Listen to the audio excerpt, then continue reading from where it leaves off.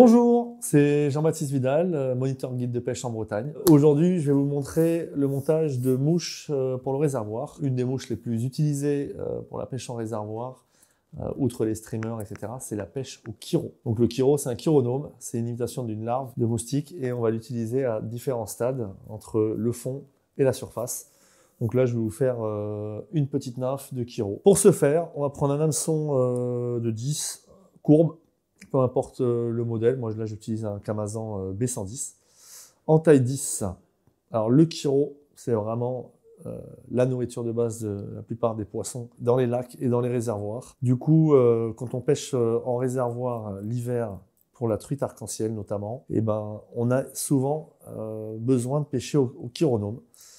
Et on peut avoir vraiment énormément de styles de montage parce qu'on peut imiter la larve qui est complètement au fond, les larves ascendantes ou les pupes et également l'émergente, voire le modèle flottant. Donc là, on va faire une petite larve simple. On pourra décliner après pas mal de coloris, les tags, tout ça, vous allez voir, pour varier un petit peu les modèles. C'est vraiment une mouche assez rapide à monter et qui ne demande pas des techniques de montage particulières. Hein. C'est un niveau, on va dire, débutant plus. Ça ressemble un petit peu à des nymphes, le même système de montage que les nymphes qu'on appelle les perdigones pour la truite, avec un corps qui va être lisse, fabriqué en résine, où on va faire une grosse partie du montage. Ça sera le corps qui va être très simple, qu'on va recouvrir de résine, ce qui va donner vraiment un aspect de larve. Donc moi, le chiro, j'adore pêcher comme ça, parce que c'est une technique qui est assez intéressante. On peut pêcher avec différentes soies, différentes profondeurs, différents modèles, différents stades, et les truites s'en nourrissent énormément. Du coup, il n'y a quand même pas une journée en réservoir où j'utilise pas un chiro. Et en plus, c'est des touches qui sont généralement assez sympathiques. Plus on les pêche près de la surface, plus on prend des tirées assez violentes. Donc là, je fais un corps. On va faire un petit cerclage, tout simple. C'est vraiment rapide. Donc on va pouvoir en faire des séries. Donc là, ce chiro-là, moi, je m'en sers généralement en potence. Parce qu'au chiro, on a tendance à utiliser 2 ou 3 mouches pour imiter justement les différents stades, ou alors avoir différents coloris. Et c'est vrai que on peut pêcher un peu à toutes les profondeurs, parce que les chiros partent du fond et remontent vers la surface. Donc celui-là, il sera, on va dire, pas lesté. Donc il va pouvoir être utilisé sous une sèche, peu importe. Il va pouvoir être utilisé en potence au-dessus d'un streamer. Il va pouvoir être utilisé avec un train de chiro de 2 ou 3 mouches. Toujours est-il qu'il y a autant de variantes que l'on souhaite. Donc là, j'ai fait mon corps. Un petit coup de résine. Là, c'est une résine fine. On va en mettre une toute petite couche et vous verrez que ça va donner un aspect vraiment de larve, brillant. Alors, ça s'adapte. Le chiro peut être utilisé autant pour les poissons qui ont été fraîchement déversés. Donc, il y a des introductions régulières dans les réservoirs de pêche pour qu'il y ait suffisamment de prise et de capture par les gens qui viennent prendre souvent une carte à la journée. Et c'est quand même surtout destiné à des poissons qui sont quand même dans le lac depuis quelques temps, puisque ces poissons-là, après avoir été piqués par différentes mouches, ils vont commencer à se méfier et à se nourrir principalement de ce qu'ils vont trouver dans le lac, notamment des chironomes. Donc on appelle ça la pêche au chiro, chironome. Tout le monde a déjà entendu parler de ça. Donc voilà, là on fait figer la résine, on va remettre une deuxième couche pour faire les finitions et avoir un corps assez régulier. Alors encore une fois, hein, pas les plus belles mouches qui prennent les plus de poissons. Là, la finition, etc., c'est quand même un peu plus pour le pêcheur. C'est plutôt les couleurs en fait qui vont être importants. Et donc là, pour le coup, sur le chiro, on va pouvoir monter un peu toutes les couleurs de corps. Alors ce que j'utilise le plus souvent, c'est quand même du noir. Après, il y a le olive et le rouge. Ce sont vraiment les couleurs que j'utilise le plus souvent. Parce que c'est celle qui existe le plus souvent dans le milieu naturel.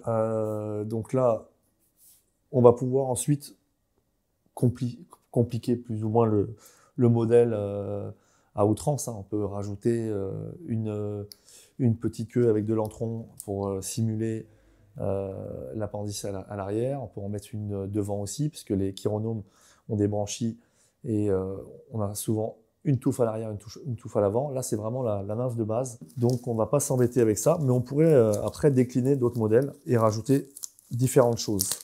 De la même chose que pour ce que je vais faire maintenant, on va faire des joues. Du coup, les joues, on peut les faire de toutes les couleurs qu'on veut. Moi, j'aime bien les joues rouges. Donc là, c'est du flash à bout holographique rouge que je vais doubler et que je vais venir fixer de chaque côté et le rabattre. Tac. Donc, je remets d'un côté.